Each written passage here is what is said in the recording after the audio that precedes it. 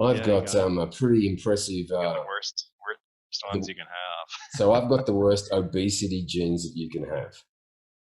Pretty much, yeah. I Yeah. mean, you could have other ones on top of that, but have three plus pluses on these FTO genes is definitely stacked up against you.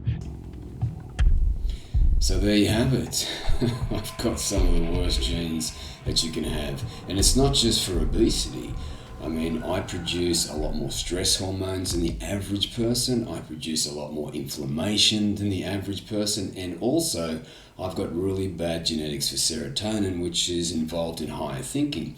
However, as you'll find out in this episode, episode number 7, with my friend and mentor, Dr. Anthony J, PhD, you can optimize not your hormones, your genetics, and pull down on a few levers and mimic, that's right, mimic elite genetics. So without further ado, this is the Mark Iron method. I am Mark Iron, your host, and in the house today we have Dr. Anthony J, PhD, and he's going to show you how you can enhance your genetics, even if they're garbage genetics like mine. All right. So, what do you think of my genes? Yeah, they're actually really interesting, really good. It'll be Yeah. fun to talk about them. So you had some time to look over the report? I have. Like, I found it interesting that vitamin E causes inflammation in me, the man-made type vitamin E. Is that Right. right? Yeah. Come on. That's crazy. Okay. Yeah, especially the type that you find in most multivitamins Yeah. called tocopherol.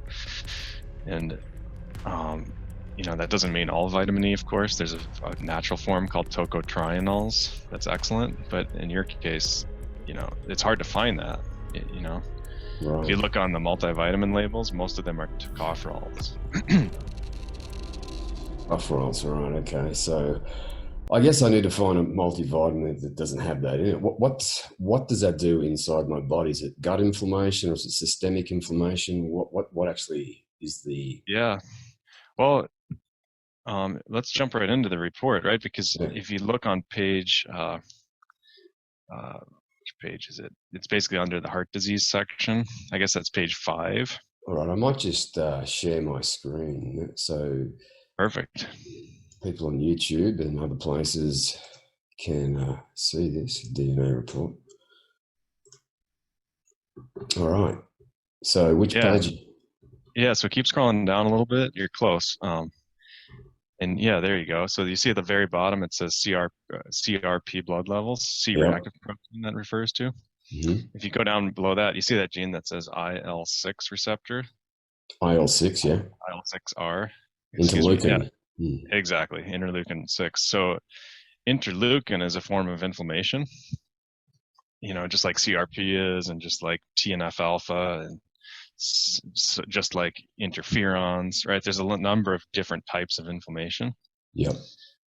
that activate your immune cells that cause them to chew things up, whether that's bacteria in the case of like a flesh wound, or whether that's your joints, Yeah, well, I had 5 shoulder surgeries, so severe, Yeah, severe asthma, I mean, arthritis. right. So, yeah, Exactly. So, this gene indicates that you have a higher level of interleukin 6, just basically just part of your genetics, right? And the mm, problem with having higher levels of IL-6 is that also triggers CRP.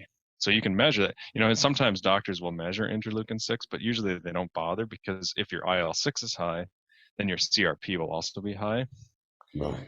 So because everybody measures CRP anyways, that's a proxy for IL-6.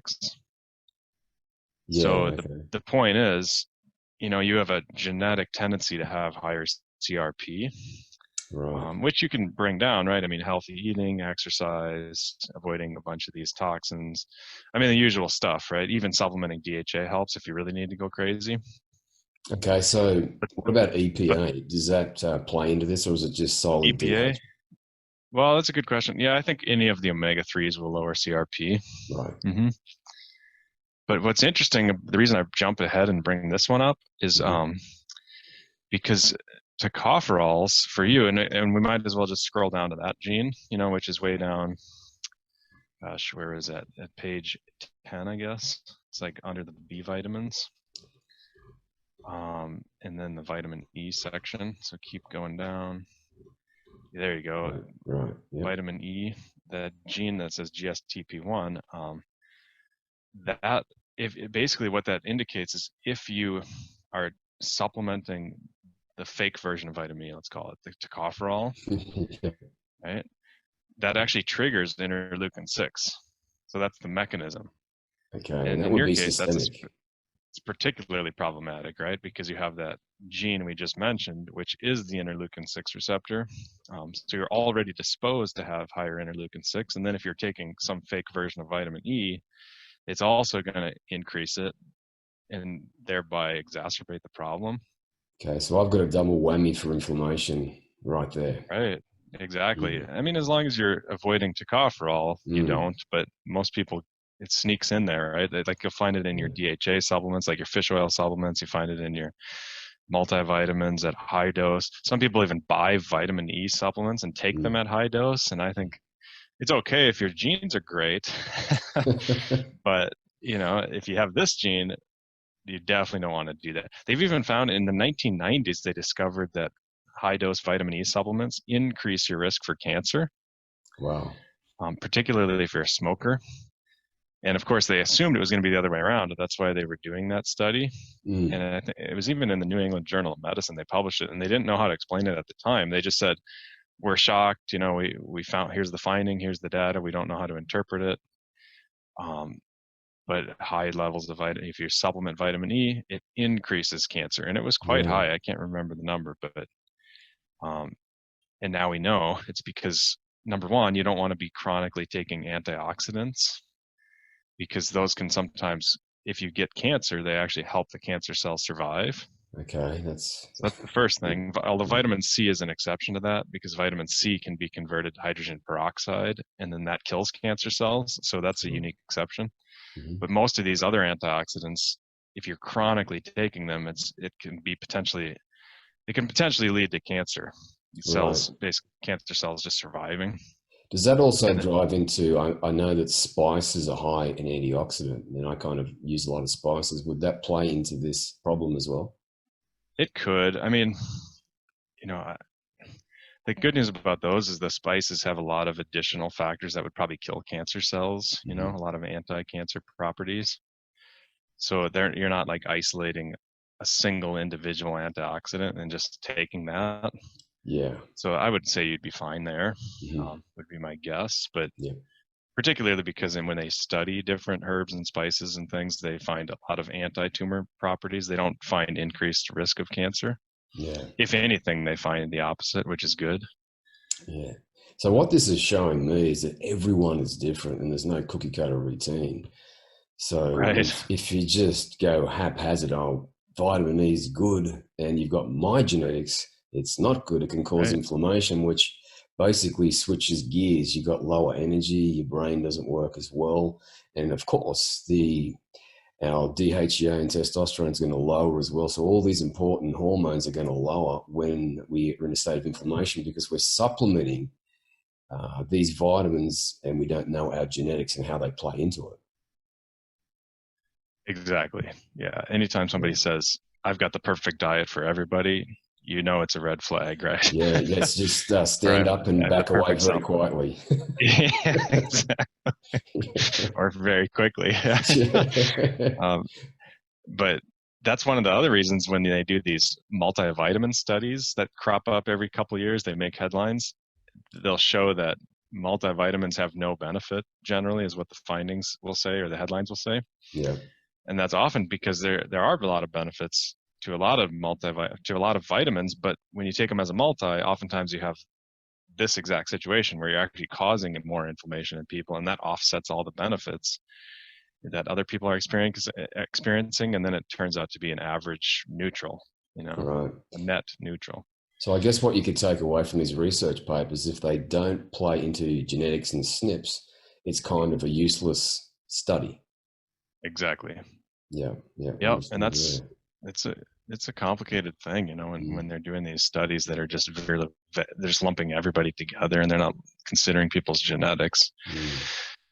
it's not a great way to do a research study, or dosing people with drugs, right? If somebody has cancer, they should be factoring in all their unique genetic variants and, trying to Yeah. incorporate the knowledge that you can get from it. And most doctors Mm. don't. They're way behind the technology curve. Yeah, well, like if you've got my genetics, you've got cancer, and you think, I better get some vitamins, get a supplement of vitamins, and you get vitamin E, it's going to fuel cancer. So, I Exactly. mean, this Yeah, information, people really have to slow down and absorb this information and go to doctors like yourself to get their genes read so they can make, educated choices that's going to move their individual genes and enzymes in the right direction, health and performance. exactly. Oh, I appreciate that. And I can't remember if I already sent it to you, but I'm definitely going to send you a special link where people can get a discount through you, Yep. when we're off air here, and you can share that with people later. Excellent. Yeah, that'll be great. Yeah. Yeah. And, like the vitamin B, that's another interesting one just because we're on that page. Yep. Um, you've got some issues taking up vitamin B12, excuse me, Yep. B. I don't know if I said D, but vitamin B12 doesn't, B12. it doesn't go up through your gut particularly well. So it is a really Okay. important one for you to either supplement or make sure you're getting plenty of meat. And I assume you are. Yeah, yeah. I do a bit of over 7 days. I do 3 to 4 days semi-carnivore, not completely. So I'm eating Mm, a lot of meat, and then a couple of days keto, then a couple of days paleo. So that's kind of what I'm good. doing at the moment. Yeah. Yeah, that's great. I mean, so in your case, this one you got covered already. I mean, it's good to know the B12 is a real priority if you're not eating meat. If you're a vegan, for example, you'd really struggle. After about a year, these genes would catch up to you. Yeah. Um, So and that's that's another good interesting. example, right? Yeah, It's yeah, another that's example of interesting. how Mm. the genetics are critical to understanding which diet you Yeah, should be on. yeah, yeah. Like, I mean, if you want to play at a whole new level, you really do have to think about investing in getting your genes read, because then it just gives you so many levers to pull down on. Like, as we just Mhm. spoke about, vitamin E causes inflammation in me, which will make me tired, will make me moody, which will just, this can cause low level anxiety in people like myself because I've got a propensity for anxiety. So, I mean, people have got a lot of power when Sure. they get their genes read out. I mean, it's just so important if you want to play on a whole new level. Right. Well, Mm. I mean, and thankfully you've got good heavy metal genes. Should we jump up to the brain section and talk about Yeah, anxiety for a second? absolutely. Like a lot of people have got low level anxiety and they don't realize that it stems from inflammation a lot of times. So where are we? Yeah, exactly. Yeah, so at the very top it says brain optimization genes. So I have a whole category on just the brain genes, Excellent. All right. and So you've got phenomenal genes in terms of Alzheimer's risk and just brain yes. performance, Well, which is good. that's Yeah, that's good to know. right. Because all these empty categories that you see, that means you don't have any gene issues there.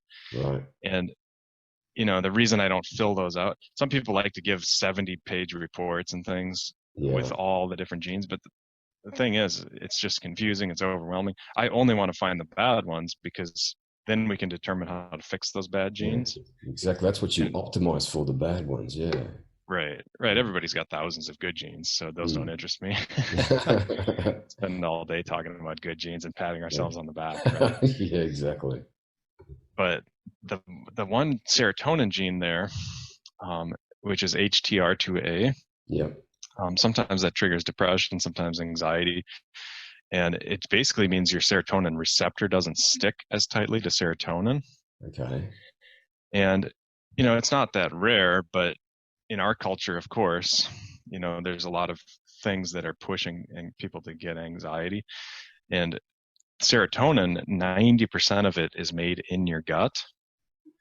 So if the first and foremost principle here is to have a healthy gut, right, and eat healthy. Right. Yeah. And most people overlook that, and they want to get on some kind of Prozac or some kind of selective serotonin reuptake inhibitor, SSRI drug, right? Hmm. Yeah. And those are super, super common, like Zoloft, Prozac, Paxil, Lexapro, right? Celexa. Yeah. I Yeah. mean, you'd pretty much name it, and people are taking it these days. in terms of these anxiety drugs.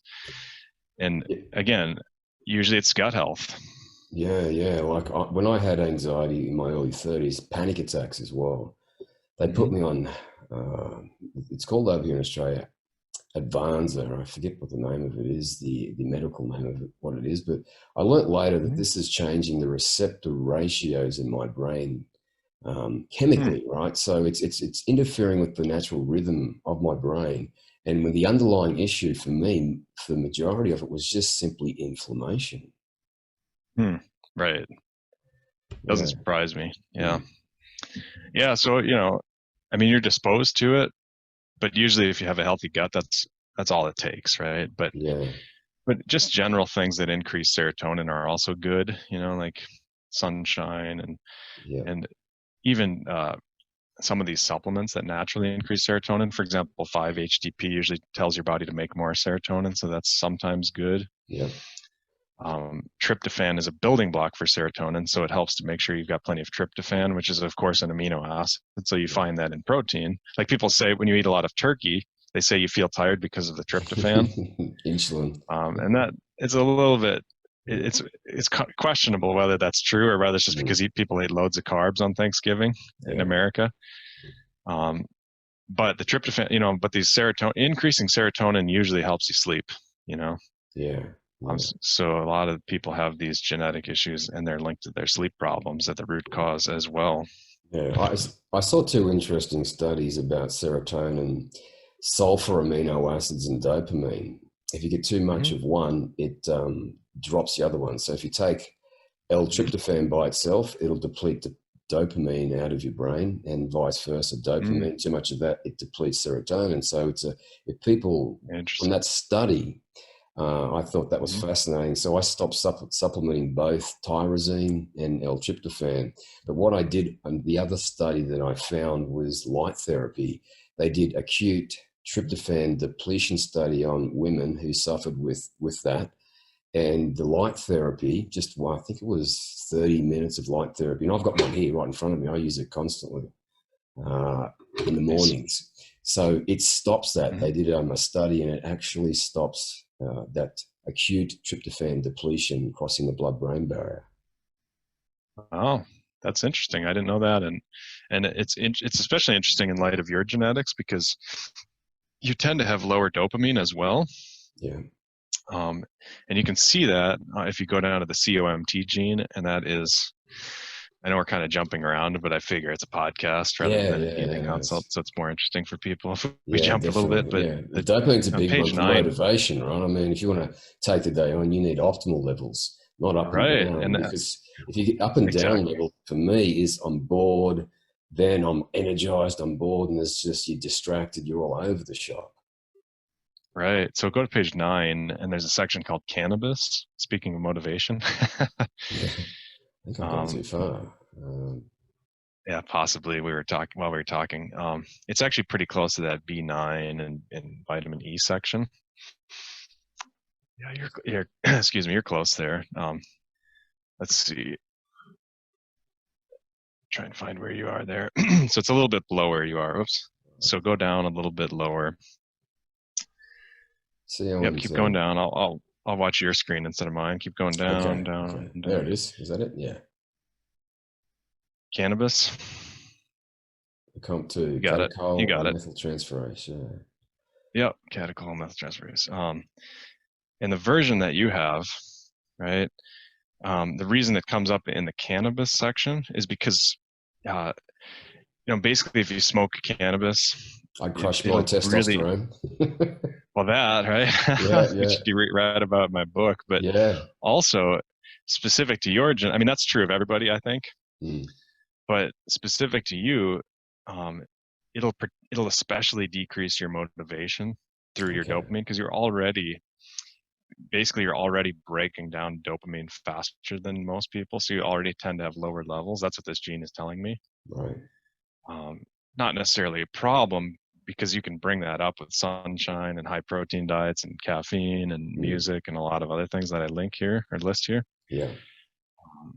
But again, when you smoke cannabis, it's a pretty difficult thing to recover from, you really decrease your motivation. And if there is a schizophrenia risk linked to cannabis, which is kind of questionable to be honest, but a lot of scientists swear that there is a risk of triggering schizophrenia if you're smoking cannabis. And this is the gene that they point to. If there is a link, this is definitely the gene in the version you have. And so for that reason, I usually tell people, don't play with fire, like if you got this gene, it's just not worth it, right? Yeah, I mean, I guess cannabis makes you feel good while you're doing it, but the after effects of that are just devastating, which makes you go back to cannabis. Right. Yeah. Yeah. So, that's why it comes up there. But it's interesting that you mentioned dopamine because, you're kind of on the lower edge of having less dopamine, and then you're on the edge of having less serotonin. So bumping both of those up is a good thing. Yeah. I didn't know serotonin was an issue, but that's, makes sense. Yeah, it's not even as much about the low levels of serotonin with that hydroxytryptamine receptor gene we were talking about in the brain section. It's more about it doesn't bind to the receptor as tightly. So even if you have the same level as somebody else, it's like having the volume turned down, Yeah, okay. When it binds the receptor, it just doesn't stick. So it takes more for you to get the same result, Yeah, okay. So I've got to really watch out for that one for sure. Well, and this one oftentimes has implications with pain sensitivity as well. And again, just to stay on theme with bouncing around, if you go to the gym section, right, if you keep going down to page 12 or 13, there's actually a section on pain sensitivity and your genetics relating to pain sensitivity. Gym, yeah. It's kind of there you go, at the very bottom of this whole section. So it's on page 13. Pain sensitivity. Yeah. You see how that COMT gene comes up there? Right, yeah. And then you've got an additional gene that further alters your pain sensitivity, and you're a super low pain sensitivity. Like you basically just don't feel pain. That makes a lot of sense. That makes a lot of sense, actually. Yeah. Especially with that SCN9A. I mean, that's the really rare gene. Not a lot of people have that version. Yeah.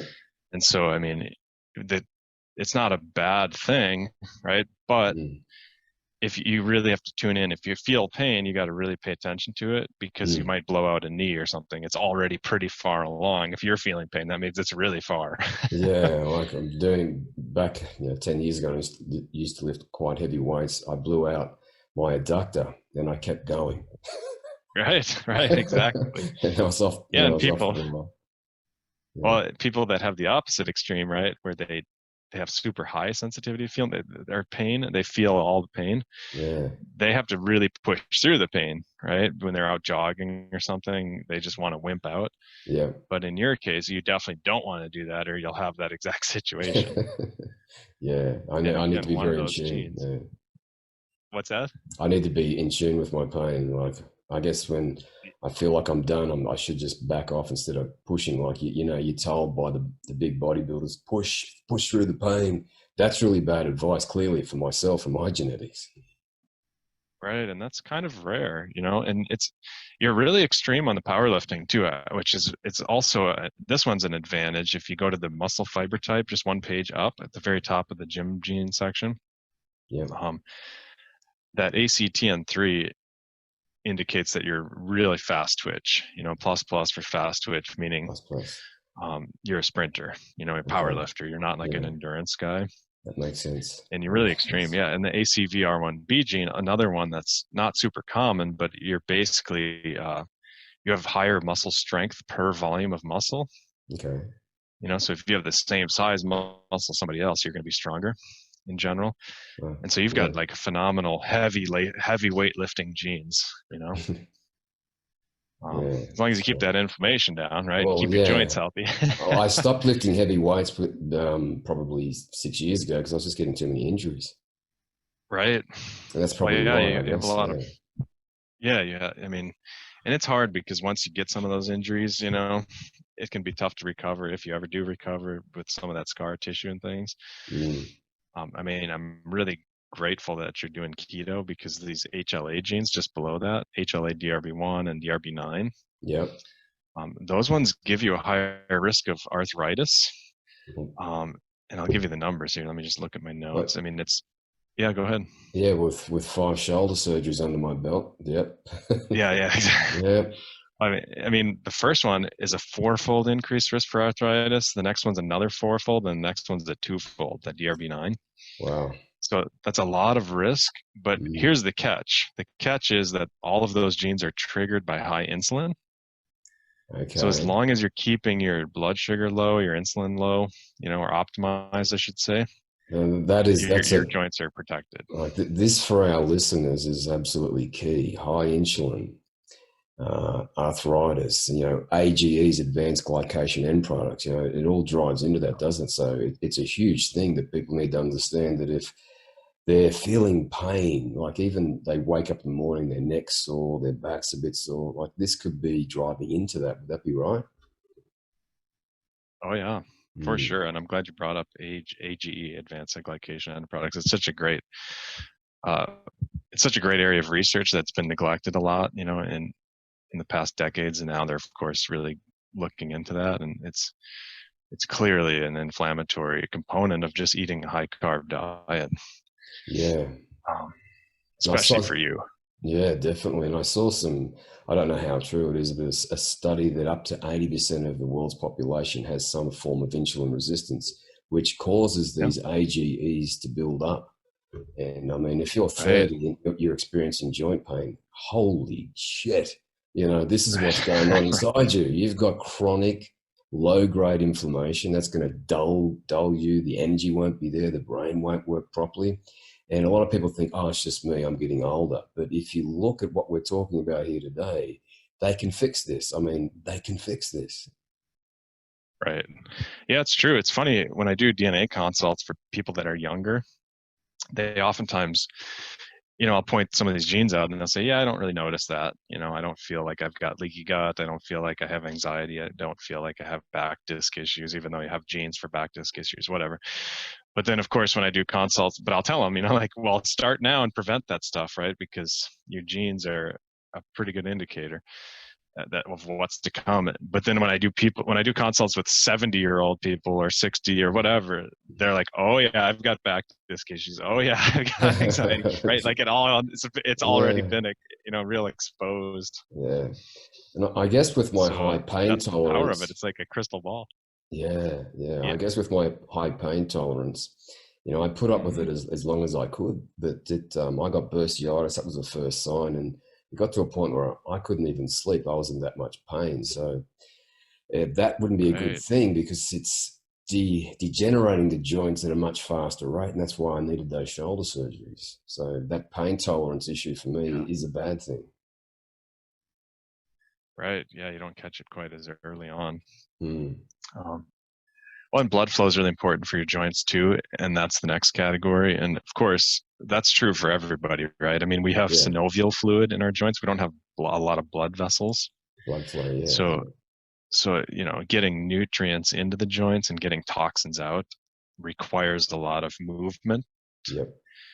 And especially for you, because you have some gene issues here, infrared, by the way, helps that as well. If it basically indicates, this gene ITGAV indicates you're a higher responder to infrared. Okay. So that's another option if you want to, put definitely infrared lights on your joints. Mm. Yeah. Have you ever had disc issues in your back? Yeah, I have actually. Yeah, you've had it all. Yeah, it's that's why I don't do heavy load weights anymore. But I just can't tolerate it. Yeah, it's I'll get my lower back will just if I go too heavy, I won't even know it's happening. And a couple hours later, I'll be going, okay, yeah, oh, it was too heavy. It's the problem with me. Sure. Mm. Yeah, because you have that collagen gene, CILP. That's a cartilage intermediate layer protein gene related to collagen production. Right. So of course, once you've had some of those disc issues, it's hard to reverse them, but it certainly helps to keep the collagen coming in your diet, keep the bone broth coming, take that stuff. Yeah. What about just pure glycine? Would that be as helps, good? Or sure. So, okay. So I definitely. I mean, I don't know if it's as good or yeah, it might be. I'm not 100% sure either way, but I do love glycine as well, Mm. particularly right before bed. If you try that and you might see your sleep improve. A lot of people do. Yeah. Um, Yeah, I saw some research on it recently from Dr. James Di about glycine, and he said that, yeah, I think 3 grams before bed, it can actually improve your sleep or something like that. But, yeah, it works for me. And mm, ironically, there's a few genes that you don't have where glycine is super important mm, for improving people's sleep. So then in that case, of course, I would flag those genes, tell people to prioritize taking glycine. And again, you don't have those genes, so we don't have to go through all the details there, but excellent. it still helps even if you don't have the genes. Yeah. Oftentimes, just like magnesium, right? Like you do have in the sleep section at the very bottom, you have a gene that's pretty common. It's called a clock gene. And everybody has the gene, but the version you've got is pretty common. Right. And it indicates you're a higher responder to magnesium. So magnesium before bed is particularly useful. It's actually anti-inflammatory as well. Right. Okay. Yeah. And so, that one is pretty common. And most people are either deficient or really suboptimal with magnesium, depending how you define the normal range. Right. Yeah. I think 70% of Americans are suboptimal / deficient in magnesium. So really setting themselves up for poor sleep, Yeah, and considering that it's magnesium is bound to every ATP molecule that we produce for energy. So, the list goes on and on. It's, DNA repair enzymes. It just goes on. It's just a really important one. And 70% are deficient. Energy issues. Insane. Yeah. Yeah, that's a big problem with our soil these days. Our soil just doesn't have these micronutrients because they're so depleted. They just all they put on the soil is phosphorus and nitrogen when they put fertilizer on. Yeah. They don't replace these micronutrients and these magnesiums and things the plants are taking out. Mm. It's leading to long-term health issues that people aren't even aware of. I guess that's why when people say you don't need to supplement, I'm really skeptical there too, because maybe that was true for our ancestors, but they didn't have crap soil, Exactly. We have to think in layers, don't we? Really, like our ancestors, there was abundance of these micronutrients, but today, as you say, we've 8 billion people on the planet we've got to feed, and these micronutrients are just depleted. So, of course, we need to supplement for, especially if you want to take the day on and have energy. Yeah. Right, exactly. That's 100%. It's so funny, like there's so many people that are okay with low energy. It doesn't make any sense to me that you'd be happy with that. That basically, you make more money at the end of the day if you've got more energy generally, because you're more driven, you're more motivated, you're doing better work. Yeah. So even from a financial perspective, it's better to spend a little money on some of these supplements, and get that energy back up. Exactly. I don't understand that either, because when you've got energy, you feel good. So you're more helpful, you achieve more, and you're driven, you're more curious, and all these things start opening up. And like magnesium, it's a super easy thing to supplement. Yeah, it's cheap, it's easy. And lithium sometimes helps that gene too. They've even done clinical studies with that clock gene, the version that you have, and they found improvements with lithium. Again, really low dose lithium, not like outrageous doses that make you feel nauseous and all that. Yeah. So something if you want to tinker, it's an option. Yeah. I supplement magnesium now in the morning and also before bed. Perfect. Yeah. What other topics? What about I want to make this about testosterone. Yeah. Because there's so much here. We could spend 2 hours easily, and since we don't have that kind of time. Yeah. Well, the histamines, I want to come back to that because I suffered from allergies and also asthma, so that's going to drive into that. Yeah. So testosterone here. We've got estrogen and vitamin D. That's a big plant, so we could start there. Yeah, sure. So vitamin D, certainly you've got a few genes here that generally indicate you need to have more vitamin D than normal. Yeah. They're pretty common. And of course, in Australia, your blood tests are going to have different units than the American blood test. So what I usually tell people, and there's free online conversions But what I tell people in America is at least make sure your vitamin D levels are above 50 nanograms per milliliter, Yeah. ng/ml.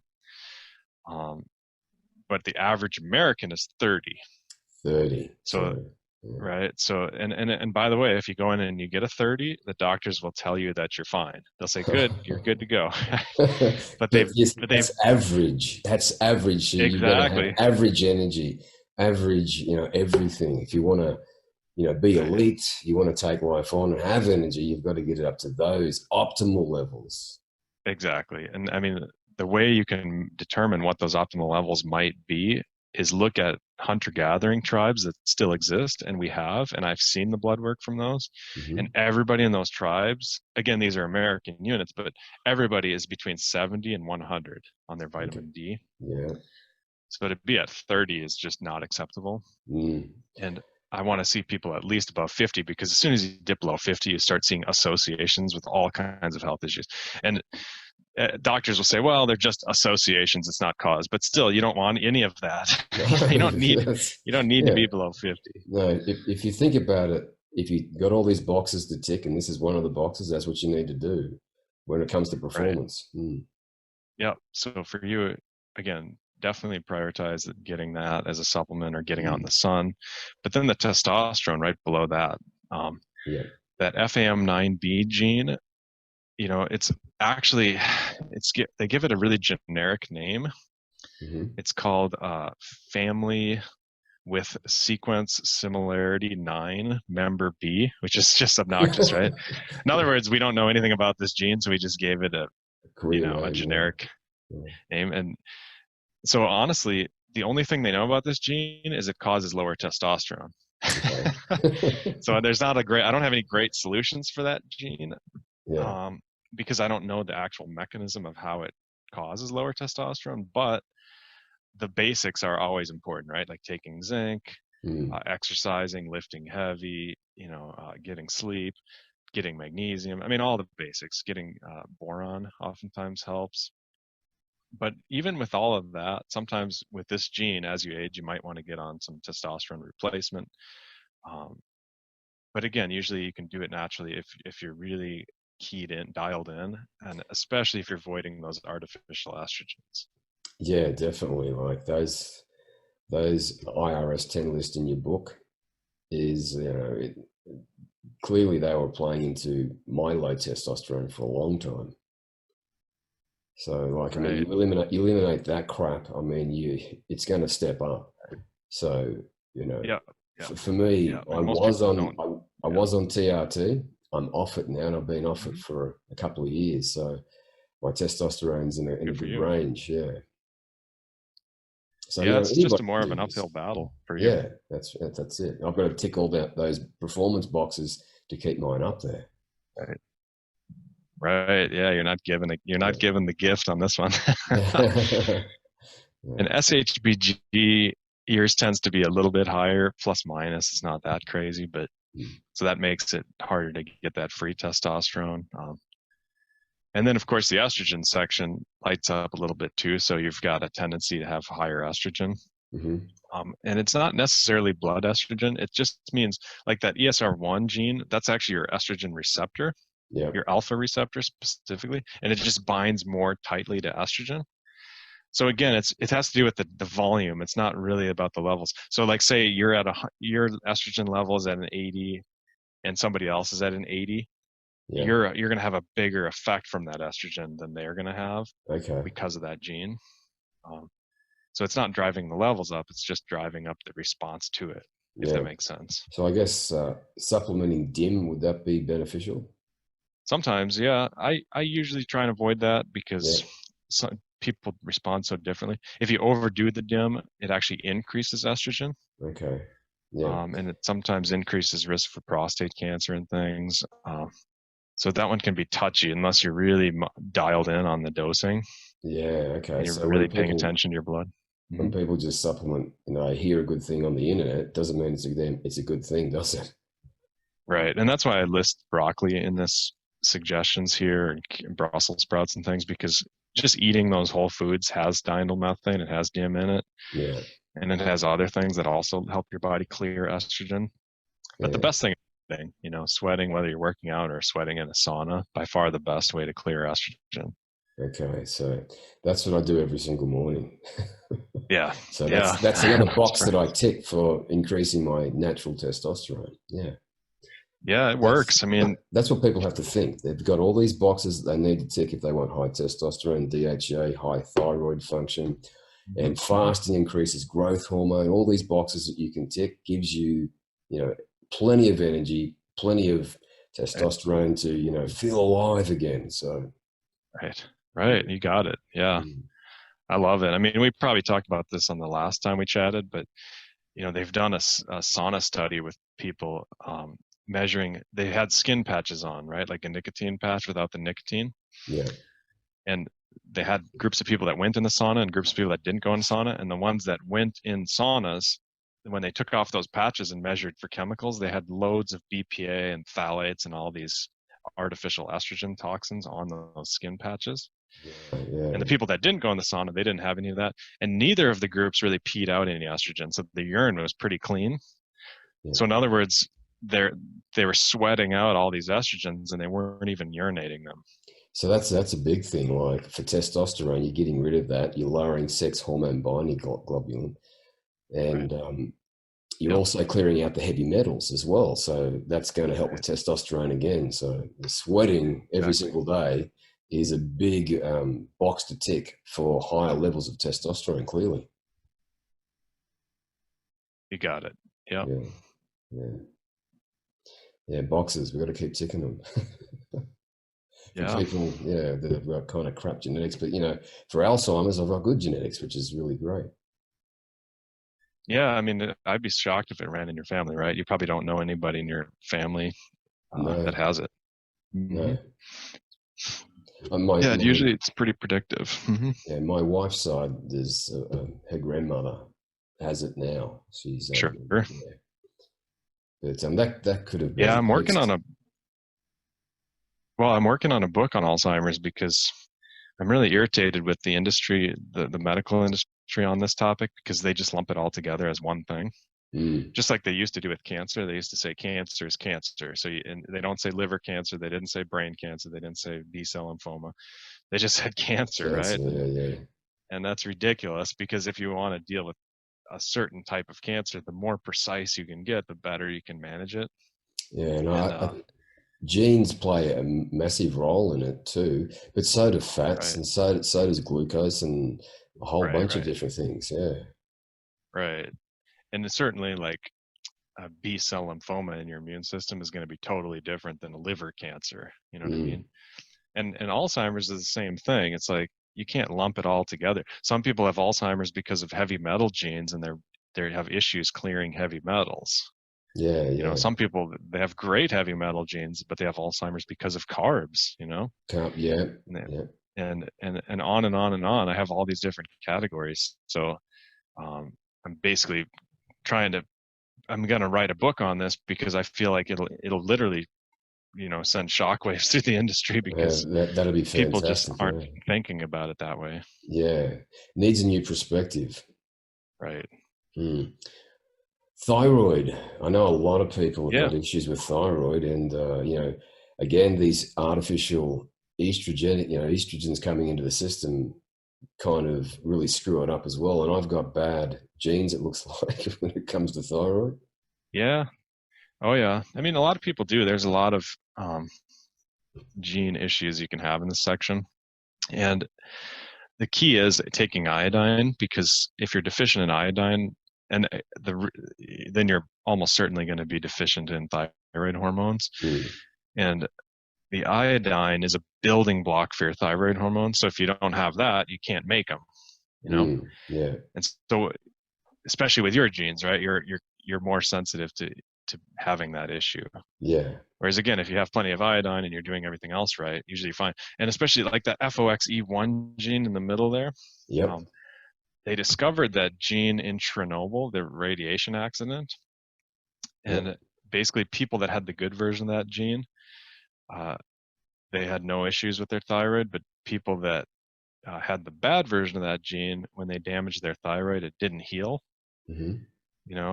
and so then of course now we've looked at what's the actual mechanism, what's going on with that gene, and it's related to autophagy in your thyroid gland. So it's basically your thyroid cells taking out the trash, and yours don't do that as well as they should. They don't have as much autophagy. Right, right. And the best way to increase autophagy, as you know, I mean, I'll just let you say it.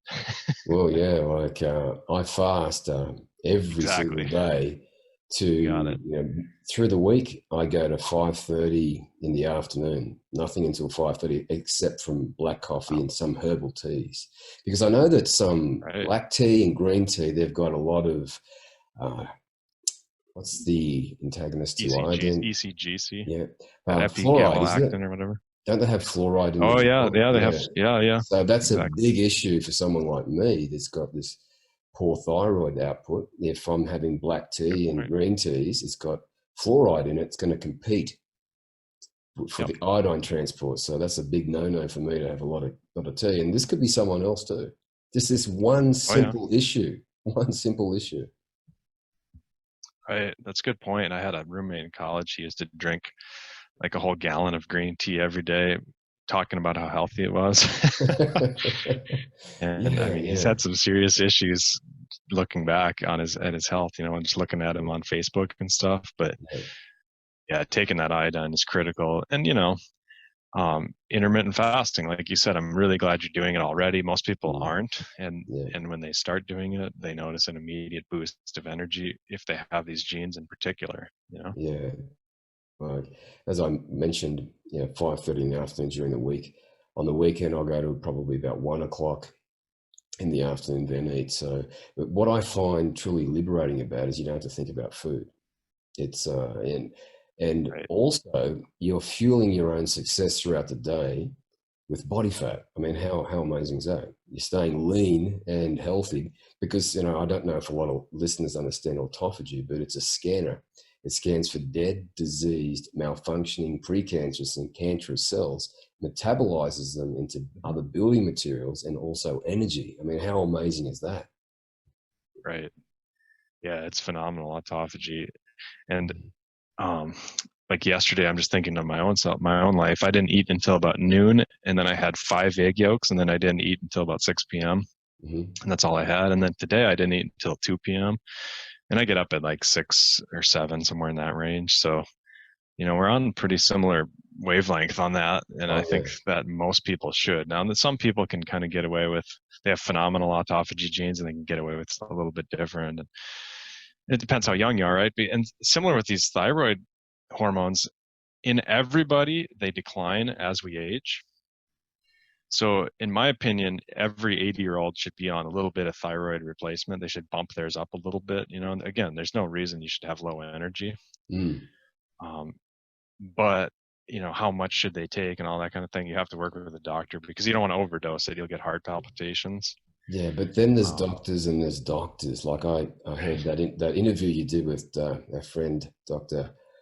Ken Berry. Like he's really versed in thyroid function, and that interview, I guess I should point people to it because it's a big eye opener that a lot of classically trained doctors, they'll test your thyroid and they say it's fine, but it's not fine, right? Right, exactly. Yeah, you definitely don't want to be on the low end of that range either.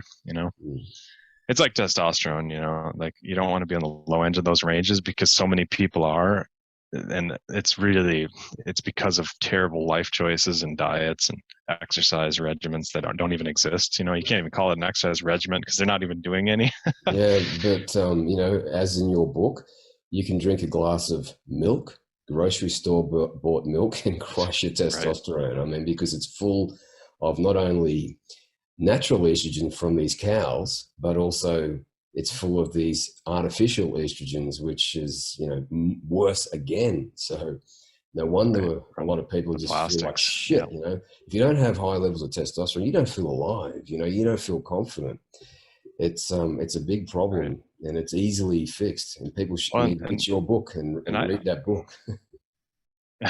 Right. I appreciate it. Yeah. I agree. And I think it's partly the problem with this COVID situation because, if you've got, for men that have low testosterone, I mean, this might sound a little bit out on a limb, but men become a lot more receptive, a lot more apathetic. They just don't care what's happening around them. They don't care that, that they can't go to work. They're not standing up and fighting for freedom, and there's a lot more apathy and receptivity instead of questioning, and you can kind of just let your freedom slip away.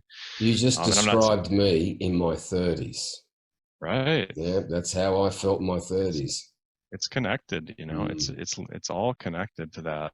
And whether or not that's going to happen in this exact situation is up for grabs still, but it's not a good thing, to be apathetic. No, what I find vexing is that when a few years back, before I got to a functional medical doctor, my classically trained doctor said, "No, like you're close. I mean, it's within normal ranges." But I felt like shit there. I didn't like how I felt there, and it wasn't until I went up to high that I came back online, and you just feel you operate in a whole new level. It's completely different. And if there's any women listening, it is extremely important for women too, isn't it right? Right. I was just going to say that, yeah, because it's hilarious. Some of the lab testing companies, they consider zero testosterone as normal. No. Like their ranges will sometimes they'll go from like 4 to 20 or 4 to 80 or something, but then other lab testing companies will say 0 to 20 or 0 to 80 or whatever, like as if 0 is a perfectly acceptable normal range. And that's absurd. I mean, that's when you got to just throw out that you got to start using a different testing company, Absolutely. or at least self-educate, right? Which is something people need to do anyways these days. Yeah, definitely. Like in the periphery, stronger bones, stronger muscles, you stay leaner. I think from memory that it puts more glucose receptors on your muscles, so you're transporting more glucose into the muscles, so you've got more available glucose in the muscle. But for the brain, confidence, optimism, and it lowers feelings of anxiety and fear. So this is why we need it at high levels. Like if you want to perform like an elite soldier and kick ass every day, you need it there. That's where we have to aim for it. But too many doctors are saying, it's good enough. That's average. I'm not here to be average. Right. I'm not here to be average. To hell with that. Right. Exactly. Yeah, no, I mean, that's why it's, and the insurance companies, they only pay for these kind of things if you've got some serious issue. But people, I prefer it for my own self to be more proactive, and obviously you're doing the same thing. We're looking at your DNA, and finding these things before they happen, right? And trying to cut it off at the pass and basically optimize your health before it starts to decline, and then you don't have all the expensive healthcare issues. Yeah, a lot of people just accept the fact that as you age, you get tired, the memory doesn't work as well. But this podcast should give people a lot of ideas about what they can do to fix their low energy. Inflammation's a big one. Low testosterone's a big one. If you've got genes like me with a fast metabolism of dopamine and the serotonin's not quite there, there's things that you can do. There's levers that you can pull down on to fix that. And you've got all these boxes that you can tick. And once you tick all these boxes, you're going to feel amazing. You're going to come back online. It might take 6 weeks, but this time next year, when you have energy day after day after day, and that builds, I mean, you're a new person. You're on a new trajectory in life. You operate in a whole new level. Right. Yeah, I had the same experience, not quite as profound as you, I think, but when I was doing my PhD, I just basically stopped. I was stressed out. I wasn't really eating healthy. I wasn't even trying. I wasn't exercising. And it just slowly caught up to me after a couple of years. And I realized, oh, now I've got acid reflux and I've got this and I've got that. And it was really obvious. So I just buckled down and started going to the gym and started actually paying attention to my diet. And this is back when people were laughing about the idea of being gluten sensitive. And this was when people were scoffing at that, but I'm definitely gluten sensitive. So it made me skeptical of the system, because if scientists were all saying, no, gluten sensitivity is not a real thing, and then I clearly had it, I could feel it. Well, then I was saying, well, what else are they lying about? Or what else are they just straight up wrong about? And what else are scientists laughing about that we should be taking serious? You know what I mean? It caused me to kind of at least question. Yeah, they're just definitely the like whole paradigm. if you're not like I've got clearly a lot of bad genetics there, and if you don't feel great, and look, I'm 49, I feel fantastic, but if you don't feel like that, you can fix that. But it all comes down to changing your diet clearly, but also having your genes read. Because if I take vitamin E, it's gonna untick a box. If I do something else, it's gonna untick those boxes. I want all those boxes ticked. And the only way you can do that is to reach out to a person like yourself and have your genes read specifically to tick all those boxes. So you've got energy, you've got high testosterone, you've got thyroid function, you've got growth hormone where it is.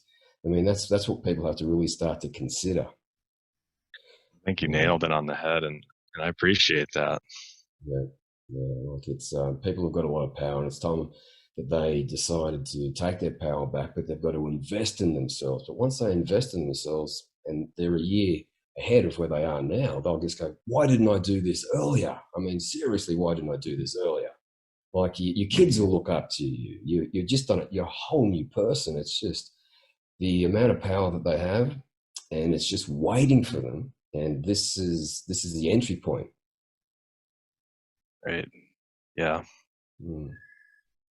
Yeah, and you can do kids too. I mean, I've certainly done my kids. You know, I've done the DNA analysis for my kids. All you have to do is they have to be old enough to spit in a tube. You know, that little tube that 23andMe sends you. Yeah. Um, so my 2-year-old, of course, hasn't done it because she's not big enough. But I have 4 kids, and the other 3, you know, it's really interesting. I've got them eating liver and stuff specifically because they have some retinol issues Yeah. so they need more retinol. And a lot of interesting things like that you know you wouldn't know without actually looking at the DNA. And clearly, our ancestors probably thousands of years ago were eating liver. You know, so I mean, it makes Yeah. perfect logical sense. And now Yeah. nobody in our culture is doing that. That's right. So the ground had more nutrients in it, so they were getting their magnesium and potassium, and they were eating the whole animal, which had everything that you need, like the proper form of vitamin A, which plays into testosterone. Yep. So, if you don't get enough vitamin A, the retinol, not the from the carrot, the beta Carotene, right? carotene. So it's got to be converted to retinol. And if you like for your kids, that's an important thing. They need to be getting retinol. Exactly. Mm. Yeah. So even for me, it was enlightening. I mean, and it's never too young. In other words, you know, like even for children. No. Like, I mean, think about learning at school. That's a massive advantage. If you have your kids Right. read at school, like their dopamine, like if their dopamine's like mine, they'll be bored and they'll be all over the place, all over the shop. And if you learn how to fix that aspect, so they've got more focus, they can learn faster. Right. Now, I was an avid golfer until I was about 17, so I was outside most of the time. So I guess that truly helped me with my crappy genetics. But shortly after 20, shortly after 20, my FTO gene took over and I got fat. Yeah. Yeah, those are powerful genes, those FTO. The BBC did a whole 1-hour documentary on that gene. We didn't even talk about that, did we? Have we talked about that yet? No, it's in there though, for there sure. Is that it there? There we go. Look, so I've got a pretty impressive the worst ones you can have. So I've got the worst obesity genes that you can have. Pretty much, yeah. I mean, you could have other ones on top of that, but have 3 pluses on these FTO genes is definitely stacked up against you. It basically means your fat cells want to store fat more than most people. You don't want to burn it as energy. You just want to store it. Yeah. And considering the fact that these fake estrogens are stored in our fat cell and they promote fat growth, holy shit. Yeah. I mean, everything was stacked against me. Everything. Yeah. Yeah. Yeah, that's a good point. Like I say, we couldn't quite cover them all, but I'm glad you brought this one up because, a lot of people struggle with that fat conversion issue and this gene specifically. And usually it makes you a higher responder to cold showers as well. Yeah. And those are almost impossible to do consistently. But if you do the sauna and then right after that you jump in a cold shower, that's actually fairly doable. People can manage that on a consistent level. So that's another good idea. Yeah. Well, for the listeners out there, I'm 49 very shortly. I've got these bad genetics when it comes to staying lean. And right now I'm sitting at about 10% body fat. So I'm not saying that to show you people how good I am. I'm showing people saying this so they can pull down the levers and get the results that I've got. Yep. And this isn't difficult to do. You don't have to think about food too hard when you implement into your life intermittent fasting and autophagy. Yeah, you got it. Yeah. I mean, yeah, it's definitely the funny thing about that BBC documentary called Why Are We Getting So Fat, where they just basically highlight this gene. They don't give you any solutions. They just basically say, oh, you've got this gene. It's a bummer. Be aware of it. Try and do portion control. Well, at the end of the day, that never really works, Yeah. Well, the solution is really simple. You select what kind of food that you want to eat, keto, carnivore, or paleo, and you can do what I do, go all over the place with those foods. Then get your genes read and take off and use autophagy and fasting. I mean, how simple is it? Right. Exactly. I mean, that's why I list intermittent fasting in that section specifically, because it's necessary. You can't skip that step, when you have these genes in particular. But I guess all those strategies that I'm using kind of make this FTO gene, not a problem at all. Right. Yeah. Well, that's the thing. And, you don't have to, it just takes consistency over a long period of time. And, that's what most people don't want to hear. They want to hear about a fat loss pill or something that they could take on this one. But, and to be honest, there is a peptide called MOTS-C, MOTSI. And that one seems to be pretty specific to this particular FTO gene. But, I've personally tried that peptide and it didn't make me feel particularly good. Made me feel a little lightheaded, and I've heard that from other people. So, I think they're still kind of working on that one, but I'm still intermittent fasting, right? And it's not like I'm gonna just go to McDonald's and then start injecting this peptide and fix everything. Yep, definitely. Like in your book, like fast food is laden with these artificial estrogens. After you eat that, say goodbye to testosterone, DHEA, thyroid function, and your energy. Say hello to inflammation and stress hormones. Exactly. That I would just, if I started eating like that for a couple of weeks, I would put on about 5 or 10% body fat, I swear. Because I would just be lazy and just doing nothing. But you tick all the boxes. It's a vicious cycle. Yeah, it is. It is. It demotivates you, and then you start feeling less energy. So so you stop working out, and it's brutal. It's not good for people. Definitely. Can't cheat. And not to mention that gluten is addictive because it hits the opioid receptor. And I'm sure that they put soy in all that stuff too. So that hits the opioid receptor. But then you have your cappuccino, which is hits the opioid receptor. So all these things that they sell are addictive. So it's a very vicious cycle. Exactly. Yeah. All right, man. Listen, I think you've got a client to speak to shortly. Is that right? Yeah, you got it. Yep. Yep. So, listen, this is a great podcast, and I believe we've given people a lot of levers to pull down on. So, where can people reach out to you? Like, if they come to me, I can give them a discount to go to you. But also, where is your website, and what's the best way to reach you? Yeah, for sure. It's called ajconsultingcompany.com. It's a terrible website name, but I kind of came up with it a long time ago, and I can't change it at this point. But yeah, ajconsultingcompany.com. And again, I do recommend people go through you if they want that discount.